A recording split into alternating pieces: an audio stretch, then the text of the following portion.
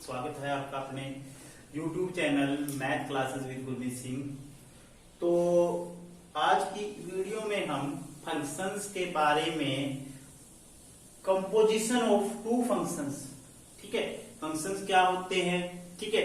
Basically आपकी जो syllabus है, आपका जो सिलेबस है उसमें 1 ऑन टू यानी कि 1 फंक्शन इंजेक्टिव और ऑन टू सजेक्टिव और 1 और ऑन टू बाइजेक्टिव वो फंक्शन है।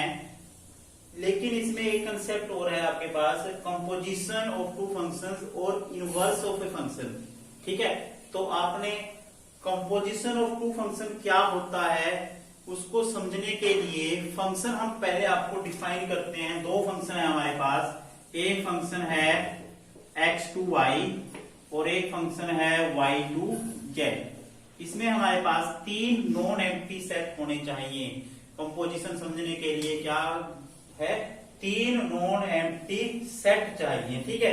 तो पहला सेट है आपका x, दूसरा सेट है y और तीसरा सेट है आपका z, ठीक है।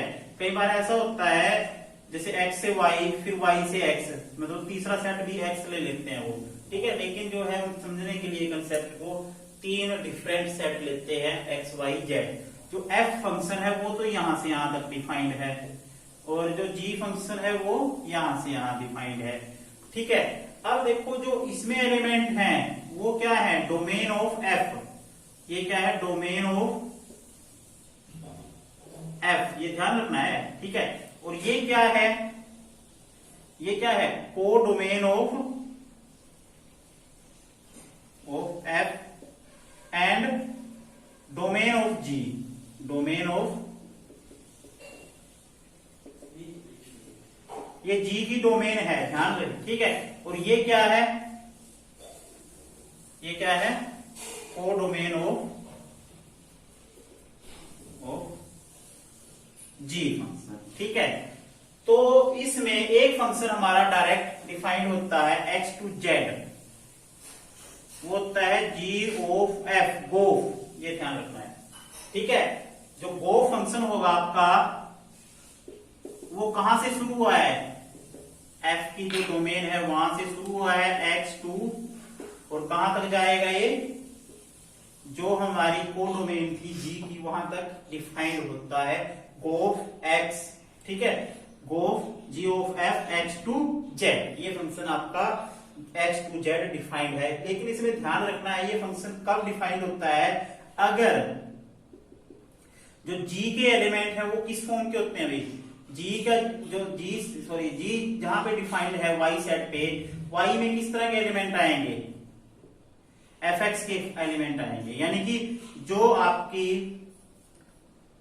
कोडोमेन जो है, codomain of fx must be, codomain की बजाय रेंज ले लो आप, ठीक है, रेंज ले लो यहां पे, range of fx is must be subset of domain of g। ये ध्यान रखना है, जो fx की रेंज है, fx की रेंज क्या आएगी, इस सेट में आएगी।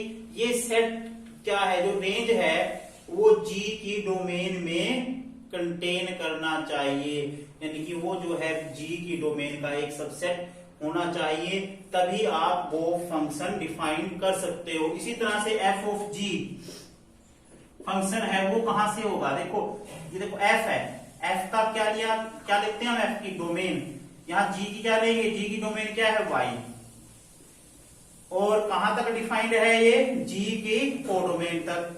ये कहां तक डिफाइंड होगा, f की जो है कोडोमेन, f की कोडोमेन क्या है आपकी, ये x तक डिफाइंड होगा आपका। इसमें ये फंक्शन था आपका f की डोमेन से लेकर g की कोडोमेन तक, और ये फंक्शन होगा g की डोमेन y से लेकर f की जो है कोडोमेन तक, y तक डिफाइंड होगा, ठीक है। तो इसी तरह से जो हमारा फोग है वो कब डिफाइंड होएगा, अगर range of g x must contain in domain of तो ये कंडीशंस है हमारी जब हमारा कोई फंक्शन है उसकी कंपोजिशन एग्जिस्ट करती है। तो इसका जो क्वेश्चन है, क्वेश्चन से क्लियर होगा आपको ये कॉन्सेप्ट। तो ये क्वेश्चन है हमारा, पहला क्वेश्चन है, ठीक है। तो इसमें क्या है, फंक्शन x 1 3 4, x जो है आपका 1 3 4 और ये है y, ठीक है, और ये y और ये z। देखो जो फंक्शन था हमारा, अभी मैंने बताया था डायग्राम से, f x to y है और g y to z है। तो सबसे पहले गोफ हमने देखना है। गोफ के लिए क्या होता है, जो रेंज ऑफ f, ठीक है, रेंज ऑफ f या कोडोमेन ऑफ f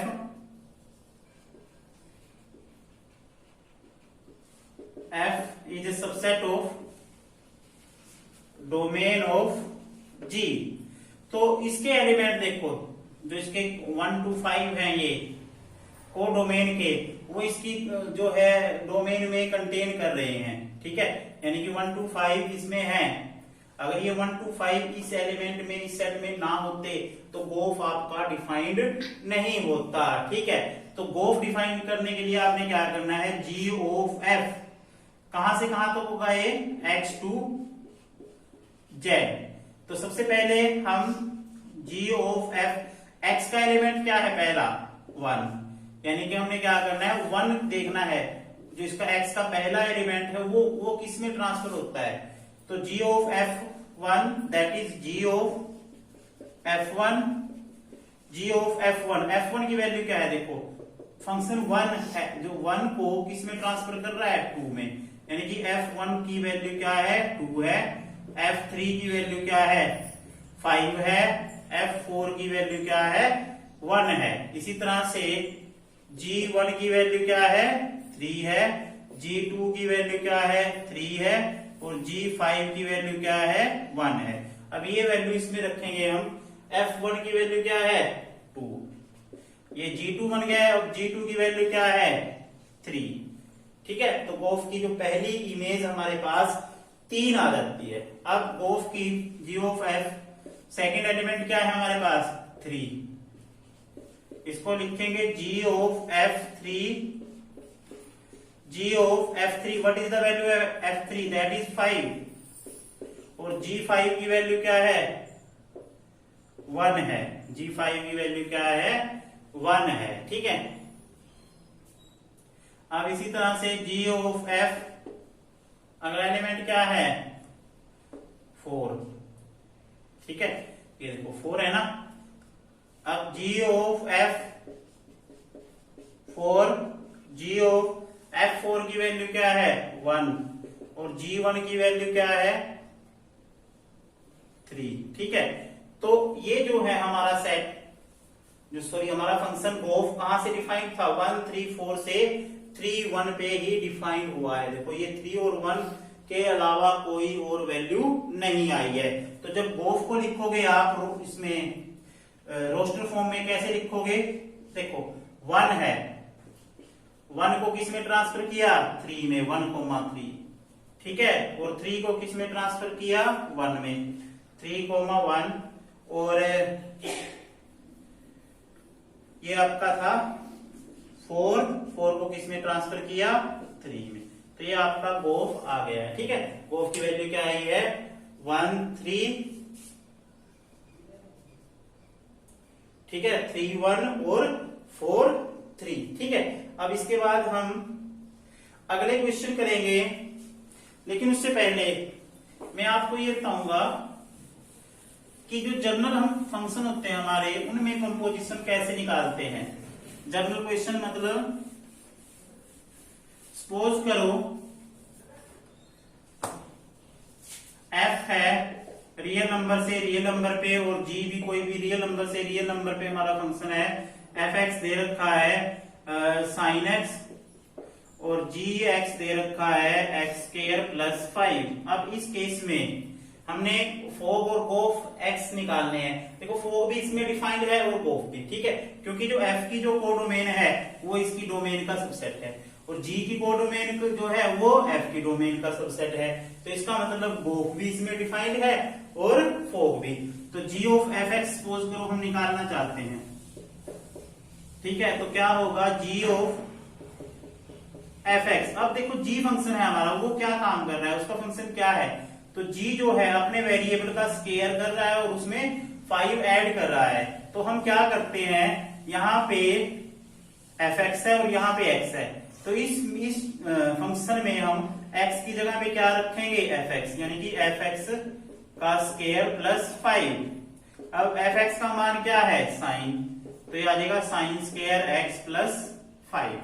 ठीक है, इसी तरह से f ऑफ gx जब निकालोगे आप, वो होगा f ऑफ gx, o को हम इस ब्रैकेट में चेंज कर देते हैं। अब f क्या काम कर रहा है, f जो है अपने वेरिएबल का जो है वो साइन ले रहा है। ठीक है, मतलब साइन में उसको ट्रांसफर कर रहा है x को साइन x में, तो f क्या करेगा, ये इसको साइन gx में ट्रांसफर करेगा। यानी कि हमने क्या करना है, जैसे x की जगह पे यहाँ पे क्या है, यहाँ पे x की जगह पे gx है, तो यहाँ भी हम x की जगह पे क्या रख देंगे, gx, तो ये हो जाएगा साइन x स्क्वायर प्लस 5। ठीक है, ये और ये जरूरी नहीं है कि गो ऑफ x और f of g fog x equal हो, ये अनइक्वल होते हैं, कुछ केसेस में इक्वल आ जाते हैं। ठीक है, जैसे जब इनवर्टिबल फंक्शन होते हैं, इनवर्स निकालते हैं जब हम, तो उस केस में ये बराबर आते हैं, वैसे इक्वल नहीं होते। ठीक है, अब हमारे पास जो इसमें क्वेश्चन है, सेकंड क्वेश्चन करेंगे। ये सेकंड क्वेश्चन है, इसमें f g h 3 फंक्शन दे रखे हैं सेट ऑफ रियल नंबर से रियल नंबर पे। तो इसमें हमने ये प्रॉपर्टीज होती हैं, ये डिफाइन करनी है, ये प्रूव करनी है, f plus g of h equal to f of h plus g of h, f into g of h equal to f of h into g of h। ठीक है, तो जनरली हम ये प्रूव करेंगे, जो x है, x पे हम इनको प्रॉपर्टीज को प्रूव करेंगे। जैसे कि जो पहला पार्ट है उसमें लेफ्ट हैंड साइड लेंगे f of f plus g of h, क्योंकि वेरिएबल हम इसमें x ले लेते हैं। ठीक है, जब o को हटाएंगे तो क्या हो जाएगा, f plus g H x. ठीक है, तो मैंने कहा था जो o है उसको ब्रैकेट में चेंज कर देते हैं। अब ये डिस्ट्रीब्यूट होगा, मल्टीप्लाई होगा, तो क्या होगा, f ओ f into h x plus g into h x.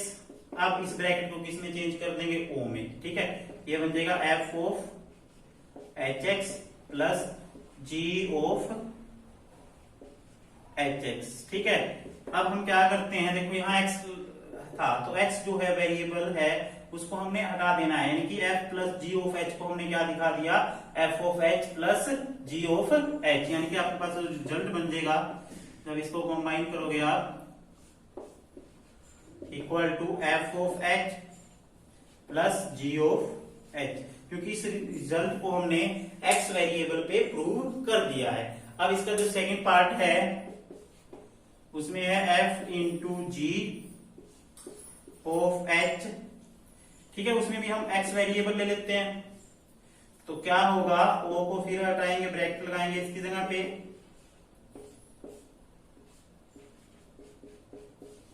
ये मल्टीप्लाई में है, तो f इंटू एच एक्स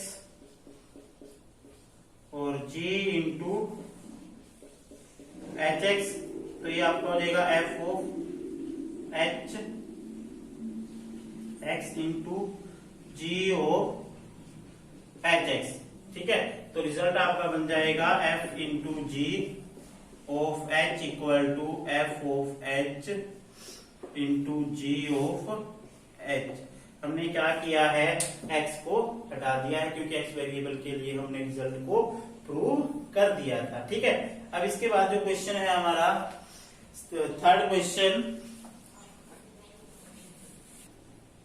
तो जो थर्ड क्वेश्चन है उसमें गोफ एक्स और फोग एक्स दोनों निकालने हैं। सेट उसमें दिया नहीं, डोमेन और को डोमेन नहीं दे रखी, तो जब नहीं दी होती तो सेट ऑफ रियल नंबर मान लेते हैं, और उस केस में फोग एक्स और गोफ एक्स दोनों ही डिफाइंड होते हैं। तो पहले हम निकालेंगे जी ऑफ एफ एक्स, क्योंकि इसमें जो है फंक्शन है, जो एफ एक्स फंक्शन है मॉडुलस ऑफ एक्स है, तो जो जी एक्स फंक्शन है मॉडुलस ऑफ 5x माइनस 2 है। तो यहाँ क्या करेंगे, जी ये o को हटाकर ब्रैकेट लगाएंगे एफ एक्स, और जो g फंक्शन है हमारा उसमें हम x की जगह पे क्या रख देंगे fx। तो क्या आएगा mod 5 into F x minus 2, यानी कि जो g है, जो g का वेरिएबल यहाँ पे x है, यहाँ पे g का वेरिएबल क्या है fx है, जिसपे g डिफाइंड है। तो x की जगह पे क्या रखेंगे हम, यहाँ पे fx रखेंगे। अब 5 fx की वैल्यू क्या है mod x, ये आपका गोफ x आ गया। इसी तरह से f ऑफ gx निकालोगे जब आप, f ऑफ gx, अब f क्या कर रहा है, अपने वेरिएबल का मोड ले रहा है ना, तो मोड ऑफ gx, x की जगह में क्या रखेंगे gx। अब gx की वैल्यू रखेंगे मोड ऑफ 5x माइनस 2, ये डबल मोड आ जाएगा, ठीक है। और डबल मोड का मतलब सिंगल मोड ही होता है, ठीक है, चाहे एक बार लिख लो चाहे 2 बार लिख लो, ठीक है, लेकिन ऐसे ही रखना आपने, ऐसे ही लिख दोगे तो ज्यादा बढ़िया है, ठीक है। तो ये आपका फोगx आ गया है, वो गोफx आ गया है। इसका जो सेकंड पार्ट है उसमें fx दे रखा है ये 8x क्यूब और gx दे रखा है x की पावर 1/3, ठीक है। तो इसमें g ऑफ fx जब निकालोगे तो वो क्या है, g ऑफ fx, ठीक है। तो g क्या काम कर रहा है, अपने वेरिएबल का क्यूब रूट कर रहा है, तो fx का क्यूब रूट हो जाएगा। fx की वैल्यू रखेंगे 8x क्यूब की पावर 1/3 और 8x क्यूब को क्या लिख सकते हो 2x का क्यूब इसकी पावर 1/3, ये कर देगा। तो क्या आ गया 2x आ गया है ना, तो गोफ x क्या आया है 2x। इसी तरह से f ऑफ gx जब निकालोगे आप, f ऑफ gx, अब fx क्या काम कर रहा है, अपने वेरिएबल का क्यूब लेके उसको किससे गुना कर रहा है 8 से, तो 8 इंटू gx का क्यूब, ठीक है। तो 8 gx की वैल्यू रखेंगे x की पावर 1/3 की पावर 3, ये कट जाएगी, ये आपका 8x आया है। और ये दोनों इक्वल नहीं है, देखो वो x निकाला है 2x आया है और f ऑफ gx निकाला है वो 8x आया है। तो ऐसे आपने कंपोजिट फंक्शन निकालना है, दो फंक्शंस की कंपोजिशन आपने निकालनी है। तो अगली वीडियो में हम इनवर्टिबल फंक्शन कौन से होते हैं, उनका इनवर्स कैसे निकालते हैं, क्या कंडीशंस होती है जिसके अकॉर्डिंग आपका कोई फंक्शन है वो इनवर्टिबल होगा, ये कंसेप्ट हम अगली वीडियो में करेंगे। धन्यवाद।